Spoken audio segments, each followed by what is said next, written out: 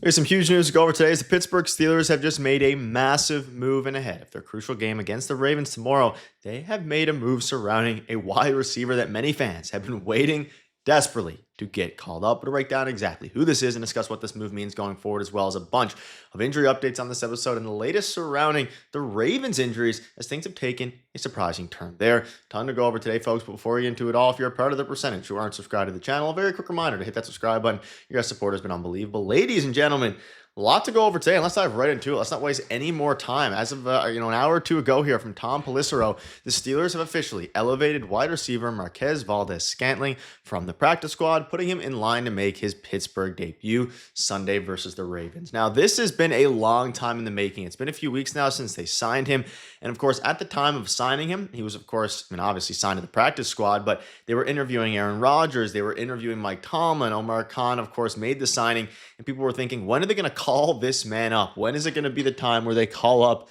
a guy who Aaron Rodgers loves, they have chemistry with from their time, a few years ago in Green Bay?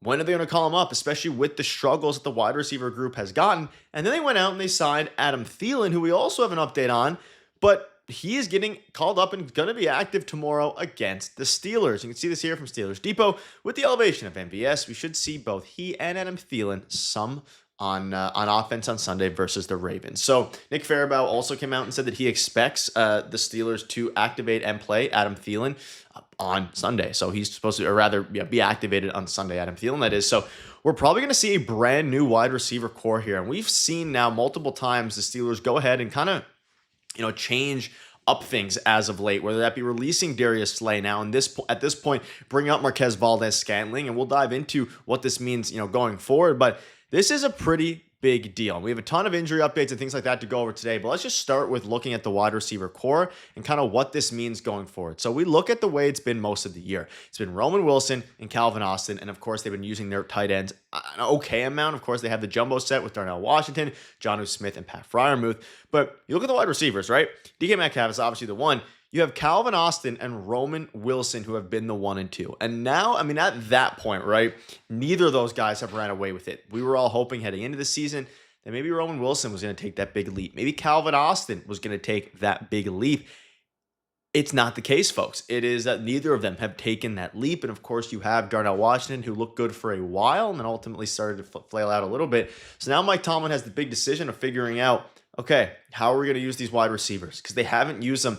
You can make an argument, and it's true. They haven't even used DK Metcalf enough this year, let alone some of their other guys.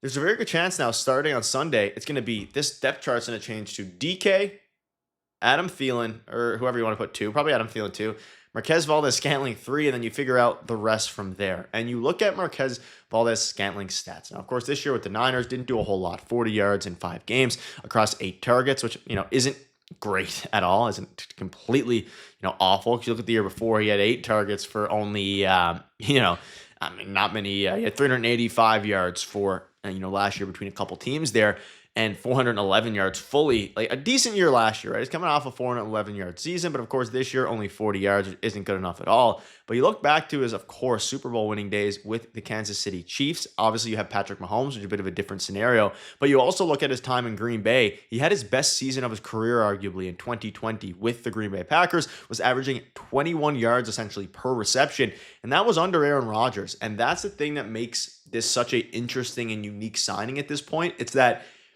again, he signed, this isn't a new signing, but it's a new elevation now. Clearly, Aaron Rodgers wants him a part of this team, and that's going to be interesting going forward because you look back, you look at the timeline, he was activated, or rather was hosted for a workout on October 27th, and then, of course, was ultimately signed on November 4th. So it's been over a month now since they've had him, and he hasn't played a game despite his career success with Aaron Rodgers, which is going to play a crucial factor into this. You look, 123 passes, over 2,100 yards during his time in Green Bay. So clearly Aaron Rodgers wants someone else, and whether that's because of the frustration we see on Rodgers' face after every single missed throw, missed catch, either by Roman Wilson, DK Metcalf, or Calvin Austin. Of course, Aaron Rodgers is partially to blame for that, but regardless, this is a very good sign, and Marquez Valdes-Scantling has some very encouraging underlying metrics. And ultimately, he's going to give this team a different look. A guy who Aaron Rodgers has chemistry with. And then Adam Thielen, a guy who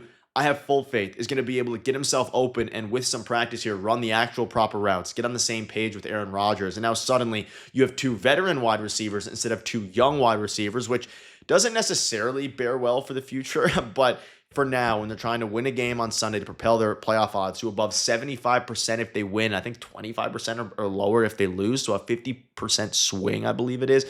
Let me know down below if that's correct, but it's going to be crazy. And keeping that in mind, like I covered yesterday, Joey Porter Jr., he's going to be back. Jalen Ramsey, he's going to be back. The defense, you're going to be going up against against Lamar Jackson, who is going to be playing. Everyone who we thought was going to be questionable against the Ravens, or from the Ravens side rather, is going to be good to go, which is, again, I said this in yesterday's video, obviously, you prefer to have a game in theory without Lamar Jackson because he's such a good player. But at the same time, you never want to wish for injuries. And also from the Steelers' point of view, you have to beat the best to be the best. And the Ravens haven't been playing good. They're coming off of their worst loss of the season. Lamar Jackson looked awful against the worst defense in football in the Bengals. And the Bengals stepped up and they took care of business. Can the Steelers do the same thing? We hope so, because TJ Watt spoke out on that. And he said, we're approaching him like he's the Lamar that we've known this whole time. The guy's dynamic. He has a dynamic runner next to him. Of course, in Derrick Henry, he has dynamic playmakers. They have a really stout offensive line, which is true. You cannot go into this game thinking that we're going to get the Lamar Jackson from last week against the Cincinnati Bengals. It's just not going to happen. And with Kyle Duggar out, with Calvin Anderson out, you're now struggling on the O-line side of things for Aaron Rodgers' protection. You're also struggling a little bit, of course, defensive tackle Derek Harmon, who's had a really solid, he's a solid player, right? Solid year. He's out. And then Kyle Duggar, the guy you acquired a week or two before the trade deadline, he ended up being your best acquisition of the deadline. He's been really good this year. Him and Jaylen Ramsey have started to kind of come together here. He's also out, which is rough. Now, the good news is Joey Porter Jr., James Pierre and Aaron Rodgers, and Patrick Queen are all banged up, but they're going to be playing. It's going to be a bloodbath of a game here. And you look at how the Steelers wide receiver core looks against the Ravens.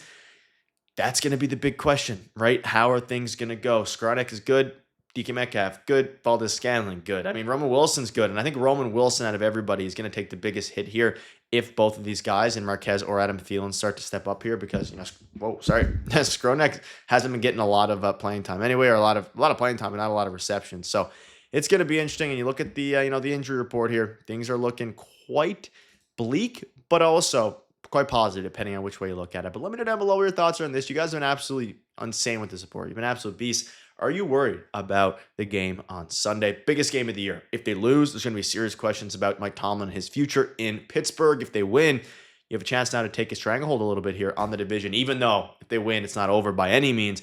It would really help towards a bunch of different things, tiebreakers, but also just gaining a game on the division leader as of right now, the Ravens.